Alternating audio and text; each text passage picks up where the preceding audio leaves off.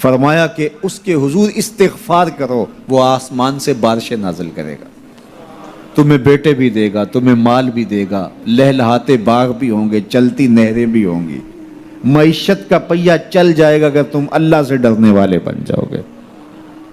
تو آج ہم کہتے ہیں یہ ہو فلاں ماہر اور فلاں شخص ہو تو پھر ہماری معیشت بہتر ہو سکتی ہے۔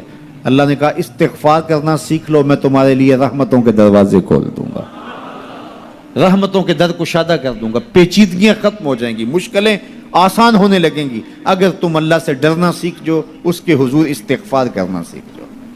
اور اگر تم ایسا نہیں کرو گے تو تمہارے اوپر نیچے سے عذاب نازل ہوگا۔ وَهُوَ الْقَادِرُ، وہ اس بات پہ قادر ہے، ان یبعث علیکم عذاباً، کہ وہ تمہارے اوپر عذاب نازل کرے، تمہارے اوپر سے، تمہارے نیچے سے۔ اللہ اکبر۔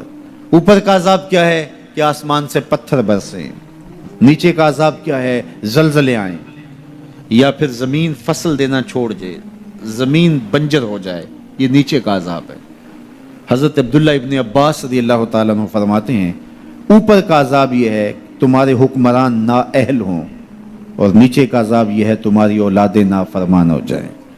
یہ اوپر اور نیچے کا عذاب ہے جس میں تمہیں مبتلا کر دیا جاتا ہے۔ یہ کب ہوتا ہے؟ جب تم اللہ کے حکموں کے نافرمان ہو جاؤ۔ جب چند لوگ اللہ کے نافرمان ہو جاتے ہیں تو پھر ان چند لوگوں کو انفرادی اذیتوں میں اور مشکلات اور پیچیدگیوں میں مبتلا کیا جاتا ہے۔ لیکن جب کوئی قوم من حیث المجموع اللہ کے حکموں کو توڑتی ہے اور اس کے حکام سے روح گردانی کرتی ہے تو پھر پوری قوم کو مشقتوں میں، اذیتوں میں، تکلیفوں میں مبتلا کر دیا جاتا ہے۔ اس کا علاج کیا بتایا؟ استغفار۔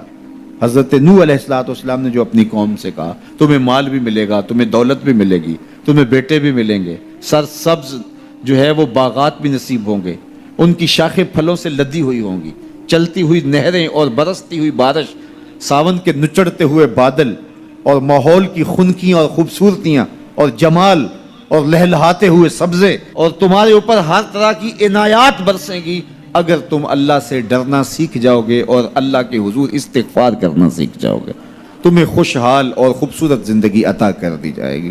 اللہ اکبر۔ لیکن اگر تم ایسا نہیں کرو گے تو تمہاری معیشت تنگ کر دی جائے گی۔ استغفار کریں، تقوی کے خوگر ہو جائیں، شکر کرنے کی عادت ڈالیں۔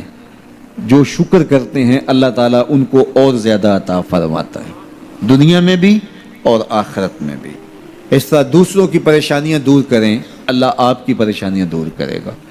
بانٹنے کا مزاج پیدا کریں، آپ کے پاس جو بھی ہے بانٹ دیں، علم ہے تو بانٹیں، خوشیاں ہیں تو بانٹیں، آپ کے پاس دولت ہے تو لوگوں کے دکھ اس دولت سے دور کرنے کی کوشش کریں۔ جب آپ بانٹنا شروع کر دیں گے تو آپ کا رب آپ کو عطا کرنا شروع کر دے گا۔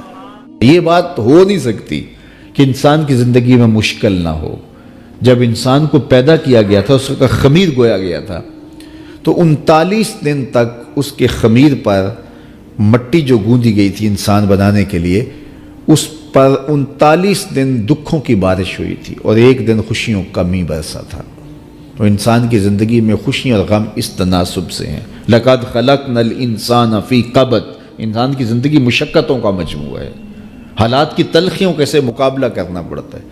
لیکن حالات مشکل ہو جائیں تو ان سے نکلنے کا راستہ کیا ہے؟ تو سنیے قرآن کیا کہتا ہے، وَمَن يَتَّقِ اللَّهَ يَجْعَلْ لَهُ مَخْرَجًا وَيَرْزُقْهُ مِنْ حَيْثُ لَا يَحْتَسِبُ، جو اللہ سے ڈرنے لگ جاتا ہے، تقوی اختیار کر لیتا ہے، تو پھر اللہ تعالیٰ جل شانہ اس کے لیے مخرج پیدا کر دیتا ہے، یعنی اس مصیبت سے نکلنے کے اللہ راستے دیتا ہے۔ یہ اس شخص کا مقصوم ہے جو اللہ سے ڈرتا ہے۔ اس پر مشکلات اس پہ بھی آتی ہیں، یہ نہیں کہ اس پہ مشکلات نہیں آتی، زندگی کی مشکلات کا وہ بھی شکار ہوتا ہے، لیکن جو ہی مشکلات آتی ہیں ان مشکلات سے نکلنے کا اللہ اسے راستہ بھی عطا کر دیتا ہے۔ اور دوسری بات، وَيَرْزُقْهُ مِنْ حَيْثُ لَا يَحْتَسِبُ، اللہ اس کو وہاں سے رزق دیتا ہے جہاں سے اسے گمان بھی نہیں ہوتا، وہاں سے رزق دے دیتا ہے۔ بندہ تو یہ کہتا نا کہ مجھے یہاں سے ملے گا، یہاں سے، ایک بندے کی منصوبہ بندی ہے، لیکن جو اللہ سے ڈرنے والا ہوگا اللہ اس کو وہاں سے رزق دے گا جہاں اسے گمان بھی نہیں ہوگا، خیال بھی نہیں ہوگا کہ یہ راستہ بھی حصول رزق کا ہو سکتا ہے۔ تو یہ میرے رب کا وعدہ ہے اور میرے رب کے وعدے سچے ہیں۔ تو جب تم اللہ سے ڈرنے لگو گے تو یہ تخت و تاج، یہ دنیا کی عزتیں، یہ تمہارے قدموں میں ہوں گی۔ اس سے ڈرنے کا نتیجہ ہے جو تمہارا رب تمہیں عطا فرمائے گا۔